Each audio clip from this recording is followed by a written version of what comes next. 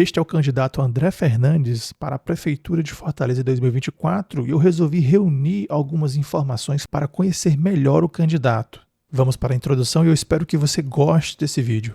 André Fernandes é um dos maiores nomes do bolsonarismo no Nordeste, é uma liderança jovem dentro dos quadros, segue as narrativas e manipulações desse grupo político e conseguiu botar o capitão Wagner no bolso nessas eleições de 2024. Esse vídeo deu muito trabalho de pesquisa para ser produzido, então peço de coração para curtir o vídeo, compartilhar com quem você acha que deveria conferir esse conteúdo, deixe sua opinião nos comentários e siga o canal para mais conteúdo sobre história, cultura e política. Bom, muitos nomes da esquerda criticam André Fernandes e sintetizam suas críticas dizendo que ele representa um retrocesso. Confesso que eu precisava entender em quais pontos, quais ações, quais atividades se constroem esses fatos para entender direito por que não devemos votar e até ser oposição contra a candidatura desse político. Vou entrar aqui em ataques contra o capitão Wagner de maneira alguma. Agora, discordo totalmente da maneira dele agir politicamente quando fica mudando de um lado para o outro. Lá no começo esteve do lado de Elmano, depois pula, vai para o lado do Bolsonaro, volta de novo e começa a dizer que não tem padrinho político, sendo que o padrinho político é Roberto Pessoa. Aliás, se ele não tivesse ficado como secretário, ele ia passar 2 anos sem fazer nada da vida. Então tem padrinho político. Agora, uma hora bate de um lado, outra hora bate do outro. Não agradece.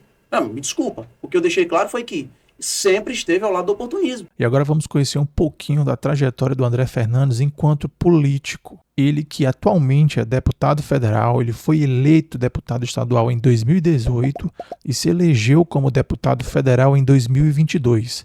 Caso ele perca no segundo turno das eleições municipais, ele segue deputado federal até 2024, onde com certeza deve tentar reeleição para o mesmo cargo ou tentar, quem sabe, eleição para governador do Ceará, já que baseado na votação expressiva que ele está tendo nesse ano, ele tem potencial para tentar se eleger como governador do Ceará em 2026. Estou considerando isso por ser caminho natural de muitos políticos. Então ele já tem uma carreira política de 3 candidaturas. Podemos concluir que ele não é um outsider na política, né? Vale lembrar também que em 6 anos como deputado, ele nunca aprovou um projeto. Falando agora sobre o seu histórico como youtuber, antes de se dedicar à política, ele era um youtuber conhecido por seu humor, inspirado em figuras como o Whindersson Nunes. É dessa época que surgem algumas das críticas que eu acompanho até hoje, oferecendo pistas sobre sua trajetória política posterior. Alguns vídeos que marcam a trajetória deste candidato é onde ele simula agressão a uma mulher. Minha namorada.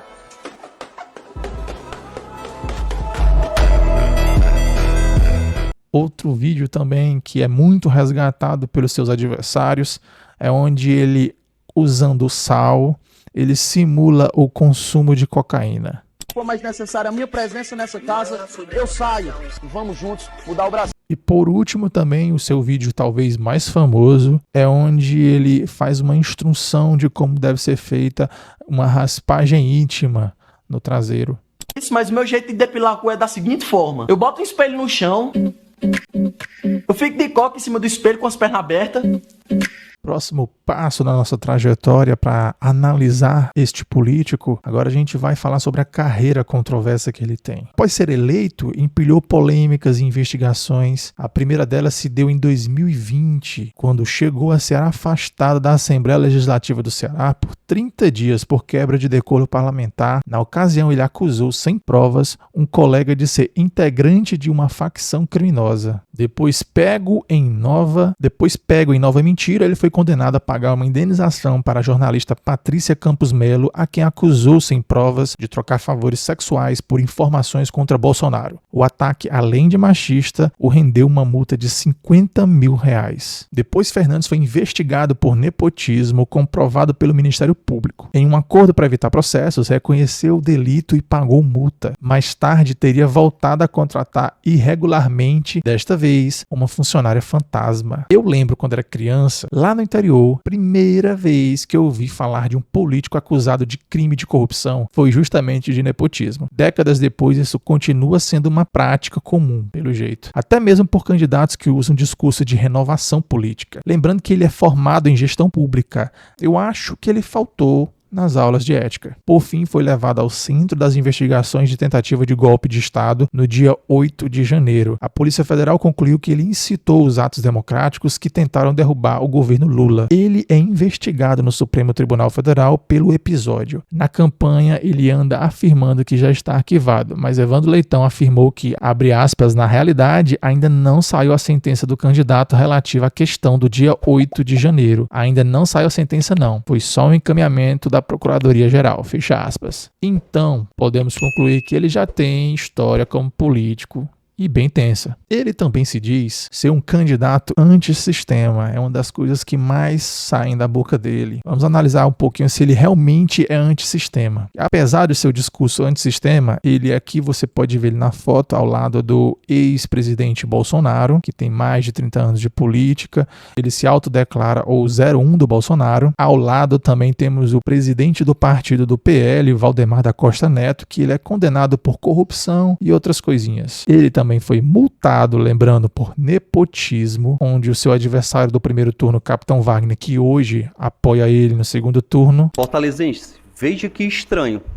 Maria do Socorro é esposa do vereador Inspetor Alberto, que está lotada no gabinete do deputado André Fernandes com um salário de R$18 mil. E perceba, simultaneamente estavam no gabinete do Inspetor Alberto a esposa, a mãe, a irmã e o cunhado do candidato André Fernandes. A justiça considera, inclusive, esse fato um crime chamado de nepotismo cruzado. Fernandes driblou as normas sobre nepotismo no serviço público e teve 5 parentes empregados como assessores parlamentares desde 2019. Ele mal entrou na política e já estava lá praticando crime. 2 foram nomeados em seu próprio gabinete e 3 em gabinetes de aliados políticos. Em 2021, Fernandes assinou um acordo com o Ministério Público para evitar uma ação judicial por nepotismo. O motivo foi o então deputado estadual ter contratado um cunhado e um tio para trabalhar em seu gabinete na Assembleia do Ceará. Apesar do acordo, Fernandes não parece ter deixado a família desamparada e virou alvo de uma denúncia por nepotismo cruzado. O caso envolve uma dança das cadeiras nos gabinetes de 5 vereadores de Fortaleza, em especial o inspetor Alberto e Julierme Sena, aliados do PL. Ou seja, tem uma cultura bem interessante esse partido. Um dos pontos-chave no caso é o cunhado que Fernandes já havia contratado quando era deputado estadual, Edilânio Souza. Ele peregrinou como assessor em 5 gabinetes de vereadores de Fortaleza desde março de 2022 e está na Câmara até hoje. Já a esposa, a mãe e a irmã de Fernandes foram assessoras do vereador Inspetor Alberto no início de 2021. Foram exoneradas um dia após o Ministério Público anunciar o nepotismo na Assembleia. Esposa e irmã voltaram a ser assessoras em maio no gabinete do vereador Sena e ficaram lá até abril de 2022. É um bom esquema, pelo jeito. Funciona mesmo. Precisa mesmo empregar a família toda, mesmo ele hoje ganhando R$44 mil como deputado federal. Ele passa muito tempo de campanha falando que tem mamata por aí. Ele também compõe a FPA, Frente Parlamentar da Agropecuária, mais conhecida como Bancada do Agro. Bancada essa que é financiada pelos grandes empresários do agronegócio. Simplesmente o agronegócio financia 2/3 da Câmara dos Deputados Federais. Quando eu falo que financia, quer dizer que eles injetam dinheiro nas campanhas eleitorais de 2/3 dos deputados federais que hoje estão na Câmara. Ele também faz parte da Bancada da Bala, onde indústrias armamentistas fazem lobby para ampliação do mercado de armas e munições. André votou a favor da liberação de clube de tiro perto das escolas. André também faz parte da Bancada da Bíblia, onde ataca a laicidade do Estado brasileiro. André Fernandes também votou a favor da taxação das comprinhas, que foi um caso muito polêmico entre 2023 e 2024.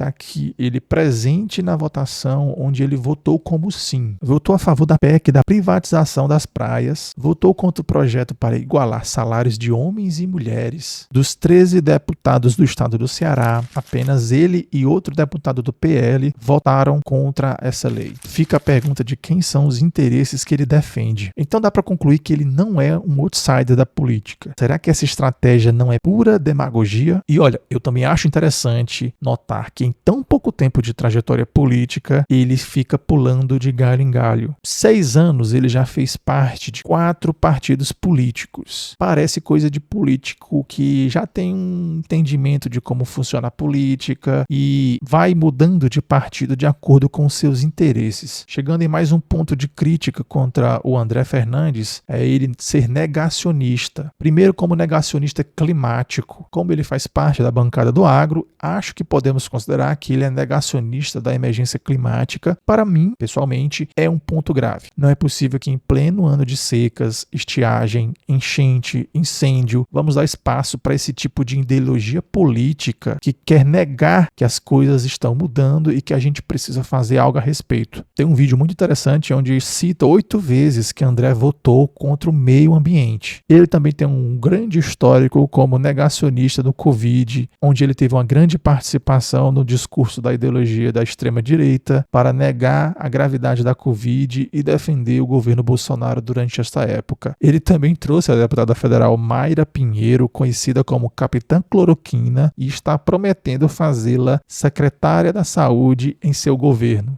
Em vídeo postado recentemente em seu Instagram, ele anuncia que a Mayra será secretária de saúde em seu governo. Olha só que legal! E isso levanta uma questão. Será que a gestão de André Fernandes terá um quadro técnico pensado para solucionar e tratar as problemáticas da Prefeitura de Fortaleza e da sociedade? Assim como o Bolsonaro em 2024, ele afirma que terá quadros técnicos em sua gestão, mas considerando que ele tem histórico de nepotismo, que tem perfil ideológico extremo, onde pretende colocar Mayra Pinheiro e ainda tem que atender promessas de campanha, eu não sei, sinceramente, se ele vai conseguir ter quadros técnicos de verdade. Outro ponto que se destaca durante a campanha eleitoral de 2024 é a sua estratégia de se deslocar de Bolsonaro. Ele trouxe o Bolsonaro para uma carreata no início da campanha eleitoral como estratégia para pegar os votos bolsonaristas que estavam optando por Capitão Wagner. Depois disso, ele vem emplacando uma estratégia para se deslocar do Bolsonaro para diminuir o nível de rejeição que o Bolsonaro pode gerar. O que para mim é mais uma demonstração da demagogia eleitoral, sabendo que eles são fortes aliados, é impossível desassociar uma imagem da outra. Tanto é que ele é igual a Bolsonaro em todas as suas pautas. O plano de governo vazio dele foi um dos principais pontos de ataque dos adversários no primeiro turno. Parece que ele imitou esse vazio do Bolsonaro, que também não ligava muito para ter um projeto balizador de suas políticas. Houve gente dizendo que o André fez o projeto dele do ChatGPT. Durante a campanha também houve alegações de que Fernandes e sua equipe têm disseminado informações enganosas sobre seus adversários e sobre propostas de governo, o que levantou preocupações sobre a ética de sua campanha. Eu mesmo ouvi de uma eleitora dele no primeiro turno, ela dizendo que ele era o único ficha limpa entre os 4 candidatos. Se a campanha dele está difundindo mentiras, isso seria mais uma demonstração de que tem algo errado. Quais informações são passadas no momento que seus cabos eleitorais pedem voto, por exemplo, dentro da igreja? E vamos falar também sobre propostas de gestão. Uma das principais propostas de campanha é diminuir o número de secretarias de 49 para 27. Eu procurei, mas não achei quais secretarias ele quer eliminar, nem quais as justificativas. É como se você trabalhasse em uma indústria e de repente chega a notícia que o filho do dono vai assumir e já chegou decidindo que vai cortar alguns setores da empresa em nome da eficiência e a gente sequer não sabe por quê e nem como. E eu repito a pergunta, quais secretarias ele quer acabar? Sempre se diz que a criminalidade toma conta onde o Estado não chega. A solução dele é enxugar a máquina ao invés de tornar a gestão pública mais eficiente. É só a repetição da política neoliberal que já se mostrou não ser eficaz. Acho que no fim das contas é para dar espaço para interesses privados lucrarem em cima. E como vocês devem saber, após o resultado do primeiro turno, alguns nomes do PDT declararam apoio para o candidato André Fernandes. O PDT tinha 3 opções: apoiar o PT, que seria muito complicado pelo fato de tudo que o PT anda fazendo contra o PDT, manter a neutralidade, que na minha opinião seria a posição mais sábia, e como terceira opção, apoiar o candidato André Fernandes, que é o pior cenário possível, vamos combinar. Durante a pandemia, ele acusou Roberto Cláudio de manipular dados sobre mortes, ecoando um discurso nacional bolsonarista de negar os efeitos da Covid. Chegava a dizer que Roberto Cláudio seria preso. Se essa foi a escolha dos líderes do partido para rivalizar com o PT e PL em 2026, me parece que eles vão perder ainda mais espaço, considerando que isso criou uma cisão dentro do partido. E agora, fazendo a nossa conclusão desse estudo de caso a respeito do candidato André Fernandes, eu quero refletir e saber quais são as motivações das pessoas que votam nele. É por identidade religiosa? Ideologia política? Não se importam com corrupção, mentiras? Assim como muitos nomes da direita, me parece que ele é muita performance estética e com isso está enganando muitas pessoas. Utiliza de pânico moral dizendo que a esquerda é contra a família e a favor das drogas, que vai roubar a casa das pessoas, entre outras mentiras que visam enganar as pessoas. A direita usa pânico para abordar segurança e propõe soluções rasas e incompletas para solucionar problemas de segurança. Quando chega a hora de cobrar eles, lavam as mãos, dizem que foram impedidos de fazer o trabalho. No fundo, com certeza eles sabem que não há solução a curto prazo, como eles prontamente fazem pensar na campanha e nas suas redes sociais. Não pode ser que eles achem que tenha. Talvez não querem admitir que a reversão desse quadro dependa de inúmeras ações, não só reativas, não só punitivistas. Ainda que eu acho que num contexto de tamanha gravidade que vivemos, devíamos discutir abordagens mais punitivistas que fossem eficazes para coibir parte da criminalidade, mas também de prevenção e transformação social, através de direitos básicos e união entre sociedade e Estado, priorizando o bem-estar social. Muito obrigado por assistir esse vídeo. Gostaria de pedir para você curtir, comentar e compartilhar. Siga o canal e ative o sininho para mais vídeos.